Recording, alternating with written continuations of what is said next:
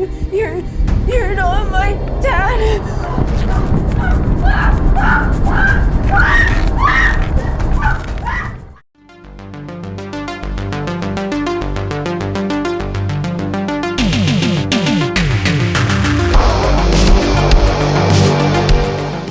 We are talking Ouija, A New Beginning, written and directed by Jason Hawkins. Now, this is not associated with the Hasbro toy brand, in case you were unaware. The actual name Ouija is trademarked by Hasbro, previously Parker Brothers, as that was actually produced as a toy. And they have made their official Ouija movies, but there have been a bunch of other ones that have called themselves Ouija. Inevitably, they're actually breaking trademark, but it doesn't sound like Hasbro are all that worried about it, to be honest. And then we've had a bunch. So this is kind of a low budget movie, and this follows a family, a single mother, played by Elissa Dowling, and her two teenage daughters. And the mother seems to be running from something, and her stepfather agrees for them to stay at his house while he is on vacation in Europe for a while.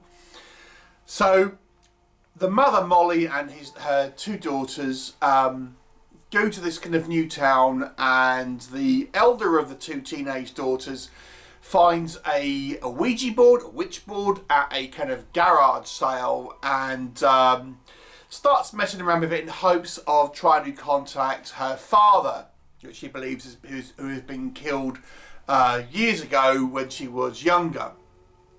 However, things take a little bit of an unexpected turn when there may well be both supernatural and terrestrial forces conspiring to cause chaos. What will happen? You will have to watch the movie and find out. So let's talk about it. What works in this movie's favour? Now, I'm not going to give any spoilers or anything here, but I will say the movie does try to subvert your expectations about what you might be expecting in this story. And I kind of appreciate the attempt. It starts out relatively straightforward and has these kind of characters, you know, in a relatively well set up idea about what's kind of going on. You understand that the mother is running from something. Is it an ex? She's kind of keeping it to herself, and as such, these teenagers are being kind of like pushed from pillar to post while she's trying to kind of run away from their problems. And you know, because of this, these teenage girls are having some behavioural issues. Certainly one of them. So you're going to get that. One of the girls makes friends very easily. The elder one who finds the Witchboard is a little bit more of a loner and a little bit more introverted, but she kind of finds one friend who purports to be kind of like a Wiccan type.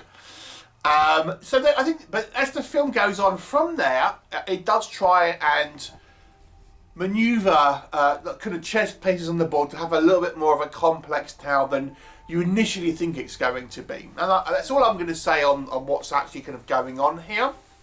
Suffice to say, there is more going on than just the kind of the Ouija board and sort of spirits and things like that. So I kind of appreciate this. Now, this is a very low budget movie. The acting, I wouldn't say is fantastic, but I do think I got a good sense of the characters and their relationships.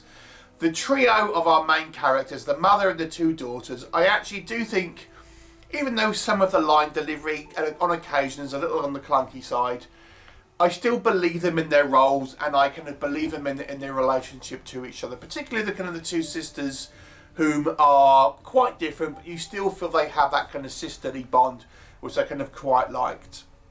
I think this movie actually benefits from shooting on location, because a lot of the actual scenes appear to be in some type of high school, and it looks like they've actually filmed in one with lots of students kind of like walking by and stuff like that.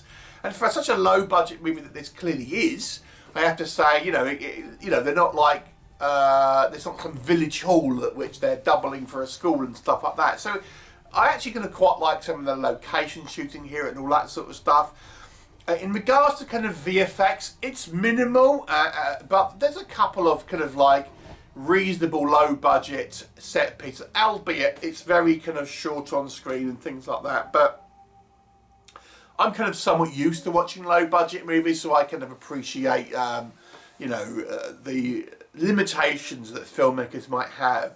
But there are a couple. I think that was kind of a fun little neat sequence and things like that, even though it's not particularly kind of too elaborate or anything like this.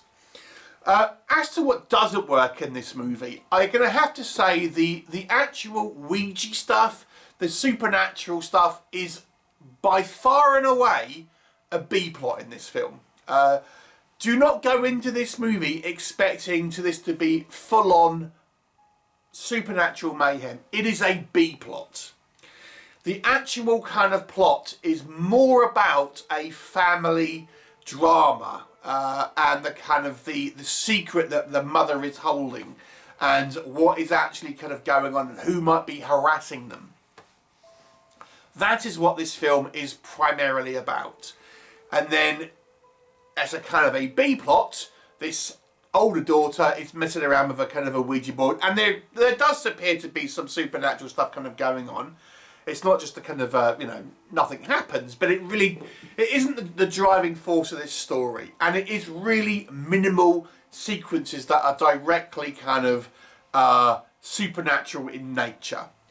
And again, I don't mind the lower budget movies, but if you are more of a mainstream kind of horror type, the horror here is as I say, minimal. The effects are minimal. There is very little actually on screen that you would consider actually kind of like horror kind of sequences, and they're never filmed to be particularly scary or frightening. It all seems kind of like quite genteel in some sort of ways. This is, as I say, more concerned about being a family drama, and I think it may have benefited the movie had it positioned itself a little bit more. Now, I've mentioned I do appreciate this movie tries to have this kind of a little bit more of a complex plot than one might think as you go into this movie.